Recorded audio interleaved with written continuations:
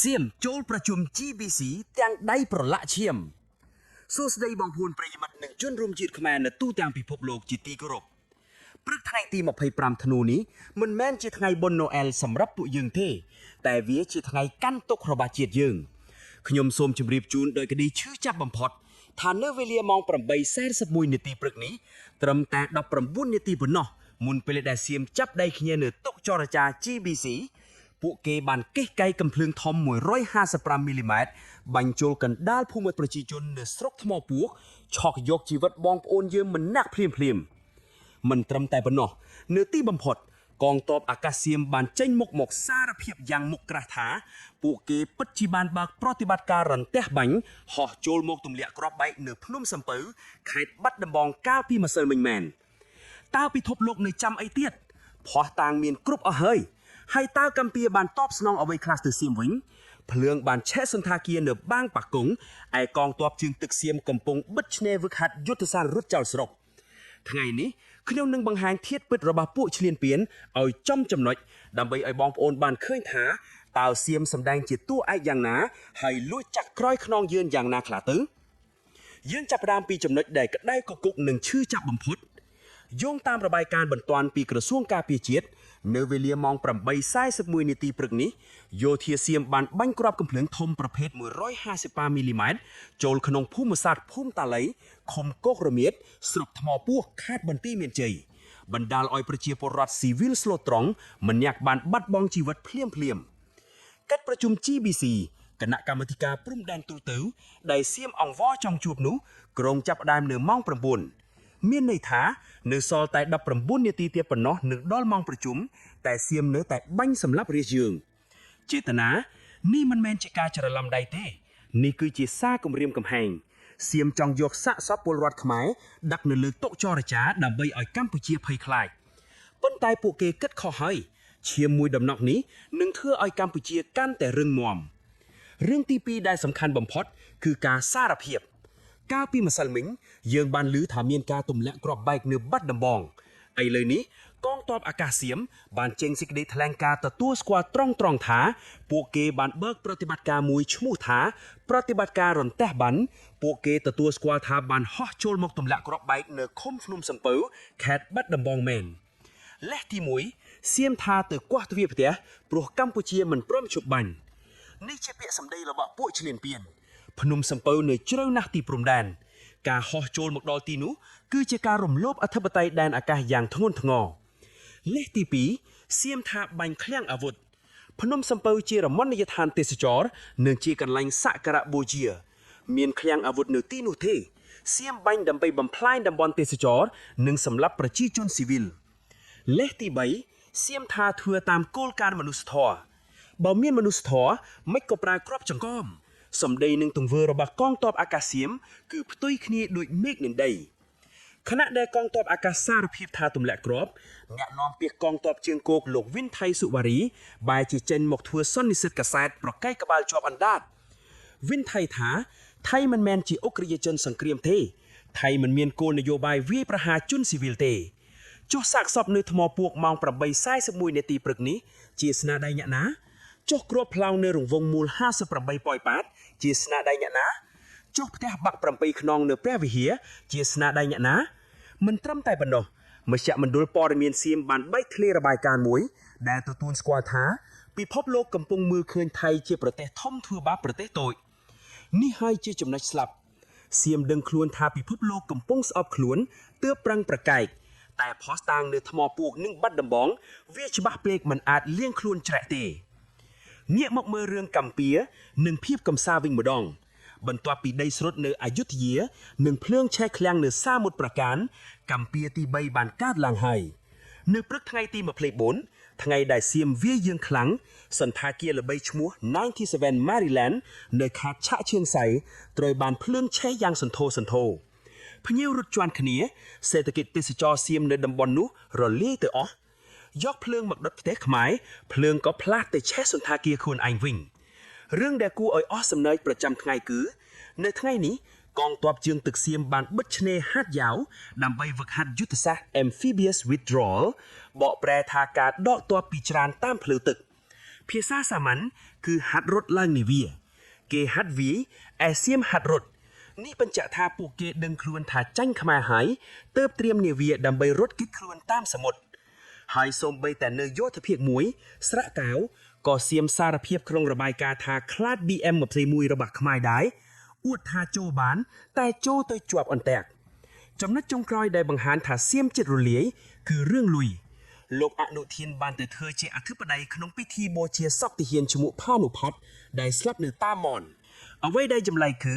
រដ្ឋាភិបាលបានឲ្យសំណងដល់ទៅ11លានបាតជាង$33,000ជាធម្មតាបានតែ1ទៅ2លានទេហេតុអ្វីលើកនេះឲ្យច្រែម្លេះគឺព្រោះទាហានសៀមបាក់ទឹកចិត្តពួកគេលែងចង់ច្បាំងអនុធានត្រូវចាយលុយជាតិ11លានដើម្បីបិទមាត់គ្រួសារសពនិងលួងចាត់ទាហានផ្សេងទៀតកុំឲ្យរត់ចោលយួរលុយ11លានមិនអាចទិញជីវិតមកវិញទេតែវាបង្ហាញថាអនុធានកំពុងយកលុយរាសមកដុតចោលក្នុងសង្គ្រាមបងប្អូនជនរួមជាតិជាទីគោរពព្រឹត្តិការណ៍ទាំងអស់នេះពីការស្លាប់លើថ្មពួររហូតដល់ការសារភាពរបស់ទ័ពអាកាសនិងការហាត់រត់របស់ទ័ពជើងទឹកសុទ្ធតែបង្ហាញថាសៀមគឺជាខ្លាក្រដាស់ដែលកំពុងតែឆេះសូមវិញ្ញាណក្ខន្ធបងប្អូននៅថ្មពួរបានទៅកាន់សុគតិភពការលាក់បងរបស់លោកអ្នកនឹងធ្វើឲ្យកម្ពុជាវាយបកវិញទ្វេដងបងនៅជួរមុខឯងសូមកុំបារម្ភពីរឿង GBC បើសៀមហោះមកខ្វះទ្វារសូមបាញ់វាឲ្យធ្លាក់នៅមាត់ទ្វារបើរត់ក្រោះសៀមចូលមកសូមបាញ់វាឲ្យคล้ายទៅជាដៃអេតចាយប្រជាជនខ្មែរទាំងមូលនៅឈរពីក្រោយខ្នងបងជានិច្ចសច្ចធម៌នៅខាងយើងពិភពលោកនៅខាងយើងជ័យជំនះជារបស់យើងបងប្អូនហើយ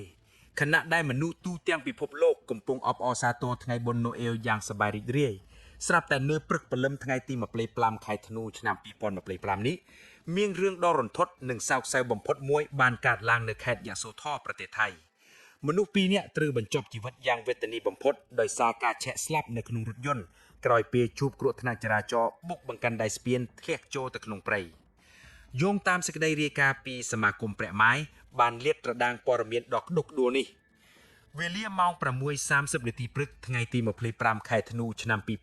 2025នៅចំណុចភូមិគុតជោតបានគុតជោតឃុំសវ៉ាតស្រុកលឹងនុកថាខេត្តយសូធររថយន្ត Family Sedan មួយគ្រឿងបានបាត់បង់ម្ចាស់ការជ្រុលទៅបុកនឹងបង្កាន់ដៃស្ពានពេញទំហឹង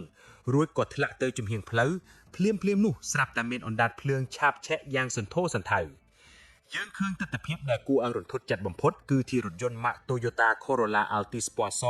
ស្លាកលេខកក823យសូធរអណ្ដាតភ្លើងបានឆាបឆេះយ៉ាងខ្លាំងបិទបាំងតួឡានទាំងមូលបង្កើតជាផ្សែងខ្មៅខ្មួលខ្មាញ់ហុយទៅលើមេឃ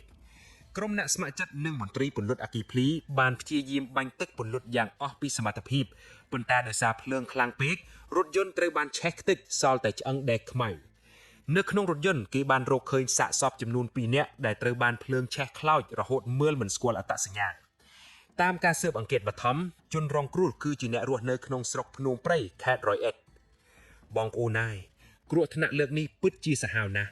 ហេតុការណ៍កើតឡើងនៅម៉ោង 6:30 នាទីព្រឹកដែលជាពេលវេលាងងុយដេកបំផុតសម្រាប់អ្នកបើកបរផ្លូវឆ្ងាយ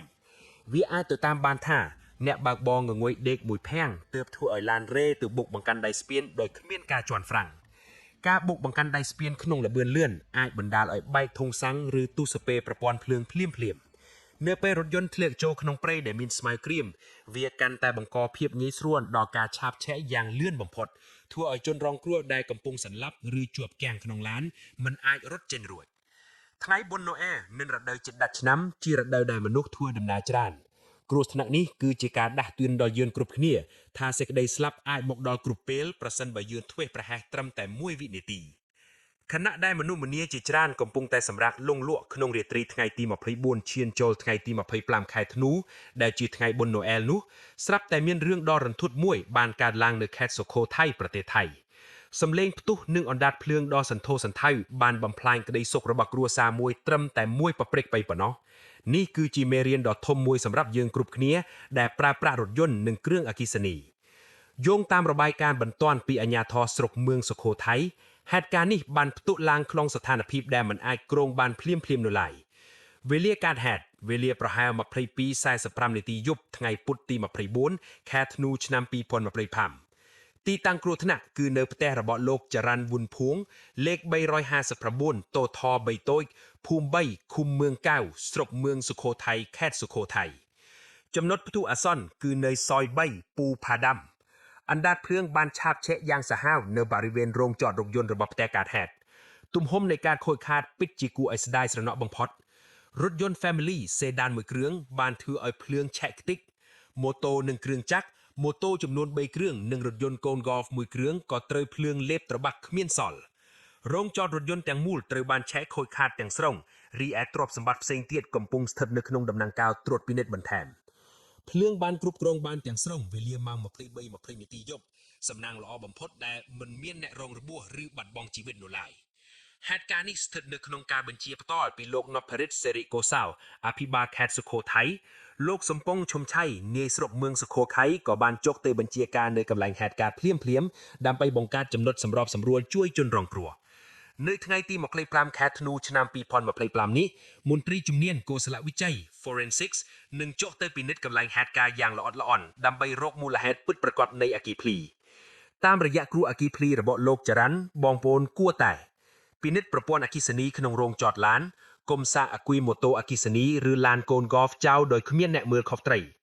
តម្លើងឧបករណ៍ថ្វាយសញ្ញាផ្សែងទោះបីជាក្នុងរោងឡានក៏គួរតែមានឧបករណ៍នេះដើម្បីថ្វាយដំណឹងទាន់ពេលត្រូវមានបំពង់ពន្លត់អគ្គិភ័យយ៉ាងតិចមួយបំពង់នៅជិតរោងចតរថយន្ត